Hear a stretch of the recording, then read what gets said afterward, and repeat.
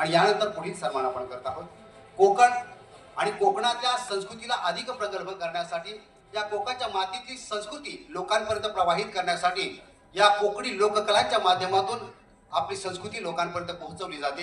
कोकणचं प्रतिबिंब ज्यांच्या माध्यमातून प्रतीत होतं ते म्हणजे कोकणी लोककला आणि या कोकणातील समृद्ध लोककला अर्थात कलगीतुरा। या कलगीतुराचा अतिशय प्रभावी असा शाहीर ज्याने आपल्या सुरांच्या माध्यमातून रसिक मनावरती अधिराज्य अनेक वर्ष गाजवलेलं आहे।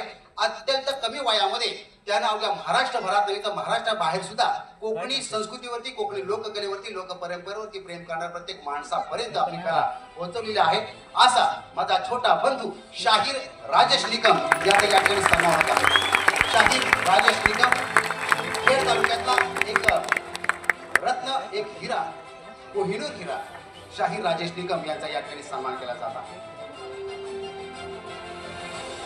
याच पिढीच्या खांद्यावरती आपली संस्कृती वाहण्याची जबाबदारी आहे।